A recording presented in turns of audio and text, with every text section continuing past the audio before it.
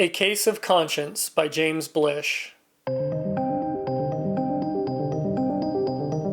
So James Blish wrote this book in 1958, and it won the Hugo Award in 1959 for Best Novel. Now this book is split up into two parts, and the first part was actually published in the early 50s, I think like 1953, as a novella, and it was a standalone. And then later Blish came along, wrote the second half, and put it together into this novel, A Case of Conscience. Now I have this really nice Del Rey paperback copy that's in like amazing condition. And I also have this reading copy, and this is a book club edition. I really like the artwork on both books, but I think I like this one a little bit more.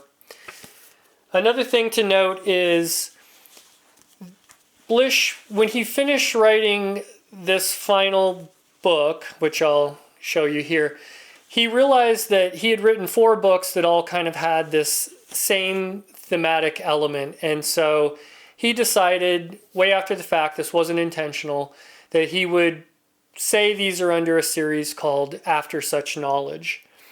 And if you were to read those novels in order, you would start with A Case of Conscience, then you read Dr. Mirabilis, Black Easter, and A Day After Judgment.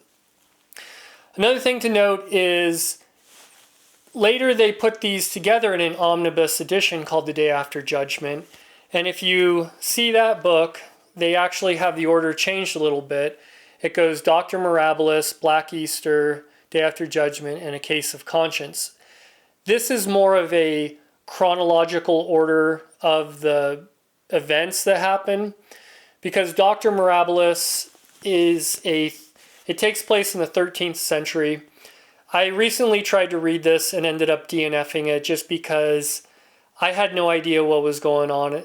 I got about a third of the way through, really didn't see what was happening. And I think if you have some good base knowledge of 13th century religion and politics, it would help you with that book. And it's not science fiction, it's just kind of loosely based with the same themes that go across these other books. So then I read these two, Black Easter and Day After Judgment. You can look on my channel, I have a video review of these together. And these also don't really have much science fiction going on with them, but they once again follow the same thematic element of religion and secular knowledge, amongst other things. Then the final book that I've just finished was A Case of Conscience.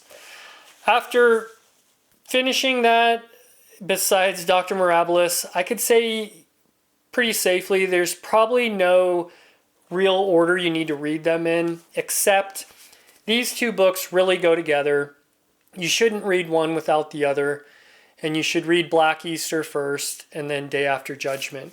They were even put together in a compilation of the two called The Devil's Day. You can also maybe find that in a paperback version because most of these books are very hard to find. All right, so with that said, let's get into the plot of A Case of Conscience. This is a very hard book to review because since he wrote the first part separately, there is something that I'll get to that's I have to spoil because the second part of the book would make no sense unless I do that. So I'll warn you when I get to that point. And if you don't want any spoilers, I would stop watching the video then, but I'll warn you. So this book takes place, the first part of this book takes place on an alien world called Lithia. And the humanity found this planet roughly around the current time we're at now, somewhere around 2020, I think. I might be wrong there, but I kind of remember that. And they discovered this planet, and they sent a team of 4 scientists over to the planet to observe and research the planet itself and this alien inhabitants they're called Lithians. And ultimately, the UN who sent them wants them to make a determination of what they think we should do going forward with this planet. And there's some options we'll get into there in a minute. And so we start off with our 4 scientists kind of doing their thing on the planet. One scientist who is kind of the protagonist and main character of the story, he's a Jesuit priest. We have another kind of main character who's sort of the villain or antagonist in this book. And he's kind of this sexist, capitalist. He's all for exploitation, and he's got motivations of, war and weapons for his kind of decision making. And then the other 2 scientists are sort of sub-characters, and each one of them kind of ends up siding with one of the main characters overall in the story.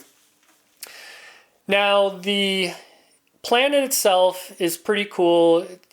Blish does a really good job kind of describing this planet, but he does an amazing job describing these aliens. And what these aliens are these kind of 12-foot tall alligator/kangaroo creatures who have evolved on the planet, and they have progressed in some aspects as far as technology goes. The planet itself doesn't have any magnesium in it, and so there was no magnetism to be discovered, and that was like the basis of our technology on Earth, but these Lithians didn't have that as an option, so they developed different branches of science and technology, some of it having to do with static electricity, and they have a communication network that runs through a tree. It's very interesting the way Blish describes all of this, and it does feel very alien. It wasn't like he borrowed concepts from humans and a humanoid form and then just kind of changed a few things. It really feels very alien and very unique. These aliens also reproduce in this recapitulation kind of deal, and I had to look this up a little bit more, but it's the idea that through their evolutionary process that took probably millions of years, they went from a tadpole to a fish, they crawled out onto water, they were maybe like a lizard, and then eventually ended up to what they are now, these 12-foot tall lizard creatures. And so when they reproduce, the females have the eggs, the males fertilize the eggs, and then these eggs at some point are kind of tossed out into the ocean, and these children are kind of forced to go back through that evolutionary process where they drag themselves up onto the beach at some point and have to try to breathe air, and then eventually end up being these 12-foot tall creatures. So that was really unique. I did some research on that, and I thought that was pretty fascinating, this idea of recapitulation. So kind of as we wrap up the first part of the book, our 4 scientists are forced to make their decisions, and there is some conflict and some things going on with them that I won't completely get into, but it's completely engaging, completely entertaining. The dynamics between the scientists and then what they think about the planet, how they're interacting with some of these aliens. I guess I also really need to note that these aliens, they have no politics, no war, no crime. They don't even understand those concepts. They live in like complete harmony with their environment. They're pesco-vegetarian, so they only eat some seafood. Other than that, they're vegetarian. And they just seem like they've got this perfect utopia, and along come the humans. And so at the end of the first part of the book, we kind of think we know, I kind of thought I know where everyone was going to vote, because they could vote to open this planet up for colonization, or they could vote to open it up just for trade if there was minerals and natural resources they wanted to trade with Earth. There was a bunch of different options, but there's kind of a twist a bit at the end that I don't need to spoil and I won't spoil. But here comes so they make their decisions, and then here comes the part that I have to spoil so that the second half makes sense. So if any of that sounds interesting, don't watch anymore. Just go read the book. It's like 180 pages, and then come back and watch this video. So before they leave, one of the alien creatures who they'd kind of had the most contact with, he ends up giving the priest a parting gift before they go back to Earth. And this gift ends up being a child, basically at the, tadpole level, one of their offspring. And he wants them to take him back to Earth so he can experience what Earth life is like and all this. So that's the end of book 1. Now, when we get into the second part of this novel, the second half takes place pretty much entirely on Earth. And Earth has gone through some troubles. There's, a lot of books back in the 50s had this nuclear threat theme in it, and this is no exception. The humanity has basically had to go underground for fear of nuclear warfare, and they're in these deep bunkers. They'd been setting this up for a long time, and pretty much the whole world has adopted this concept of living underground for fear of dying from a nuclear holocaust. But we start to realize that this threat is not really an issue anymore, and there's some social elite and some people that have gone back up to the surface, and they have these big mansions and all of this going on for them, but the majority of the population is still underground, kind of oppressed because we spent so much time and money building this infrastructure. Why would we waste this? Just stay down there, people. You'll be fine. And so you kind of get this feeling that over time there's been some pressure and some tension built up amongst the majority of humanity, basically. So that's kind of the setting when we come back. Our scientists are able to bring this alien adolescent up to kind of a mature adult, to where he is a 12-foot tall Lithian living on Earth, and his name is, I have to look this up, Egverchi.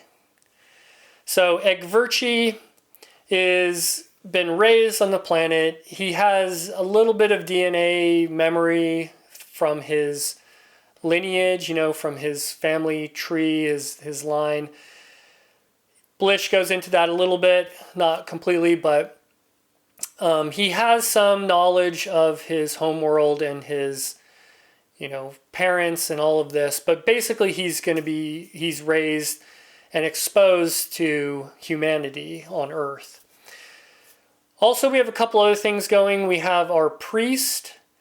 When he made his decision, he only had one decision he could come up with, and it ends up being heresy against the Catholic Church. So he feels he's in trouble. He's summoned by the Pope, and he feels like he's going to get excommunicated from the church. But when he gets there, the Pope kind of doesn't excommunicate him, and he gives him some options. And our priest leaves with kind of a new idea in mind of how to handle this situation that he himself is in, because he has a case of conscience here. That's the title of the book. At the same time, too, we have our villain, who is, of course, trying to exploit this planet, and he ends up traveling back to the planet to run some experiments.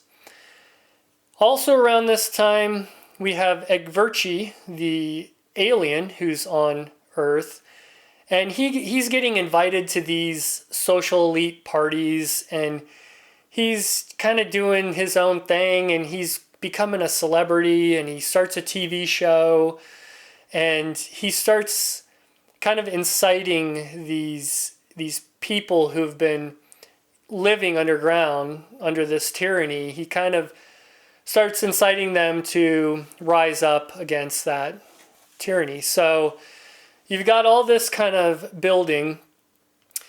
The alien has to flee because he creates so much conflict that the authorities go after him, and he ends up basically stowing away and making it back to his home planet.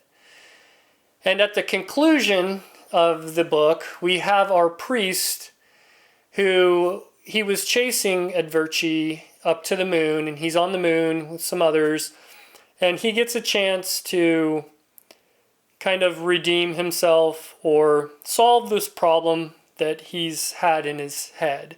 So the book finishes open-ended. There's two things that are right in your face that could have happened. There's probably other things that could have happened as well, but really there's two main things that happen, and it's up to you, the reader, to kind of decide what happened, because Blish won't tell you that in this. Most of this book is open-ended questions that aren't answered, and leave it up to you, the reader, to make your own decisions. And that, I think, is the coolest thing about this book. So I don't know if any of that rambling made sense. It's a hard book to talk about. It's mostly, the plot is really good. It's amazing, but this book is really about these themes. There's this, theme of the conflict between religion and secular knowledge. It brings up this old religion called, I had to write a couple things down. I normally don't do this, but Manichaean religion. And Blish had talked about that in Black Easter, A Day After Judgment, maybe both of them, and I looked up something on it. But it got me to research some more, so I'm going to put a video I found on YouTube of a guy who describes what that religion is about. And basically, the Catholic Church believes that God is the only good, or God, or whatever you want to call it, is the only thing that can create. And evil, or Satan, can't create anything, like real tangible things. And this Manichaean religion that is kind of gone now, they believe that there was this dualistic essence to life, and that you could have creation from both good and evil.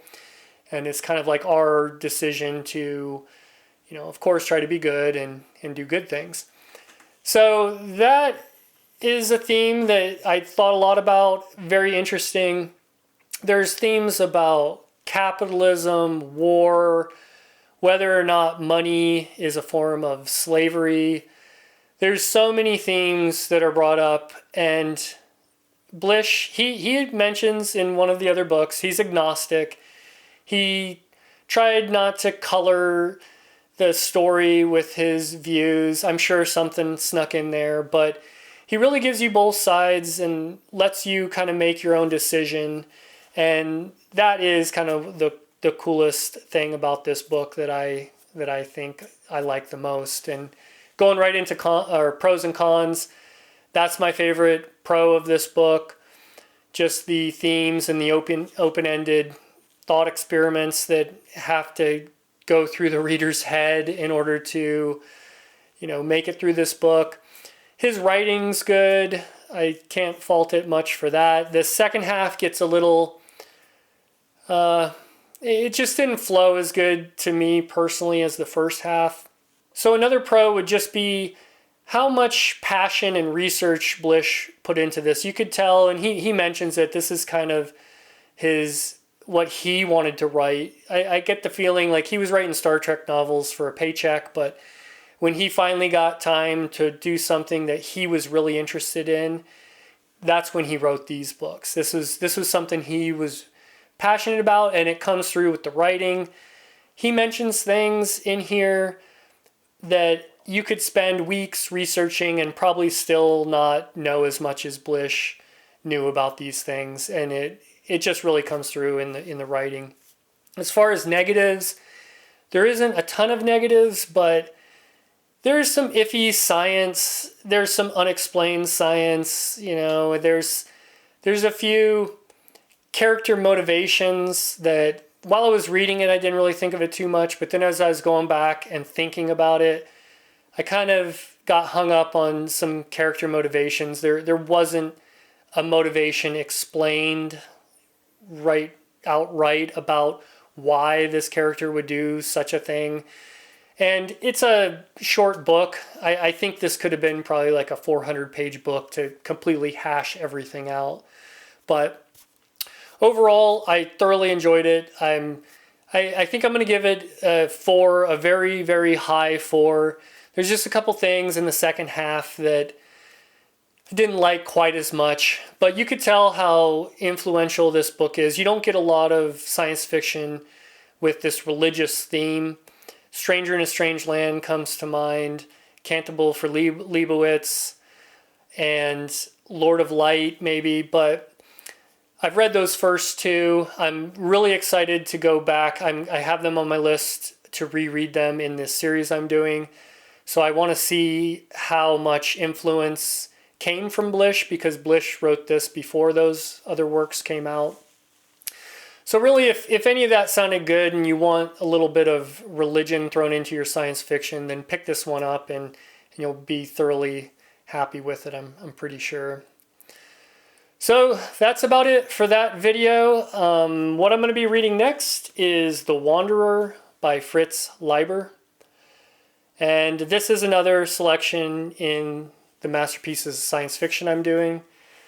So if you made it through this whole rambling video, I thank you. This has been the hardest video I've had to record. I've taken multiple takes, deleted them all because I wasn't happy. I did one just a little while ago that I was happy with, but realized I didn't have my microphone plugged in. So hopefully this one sticks, and thanks for watching.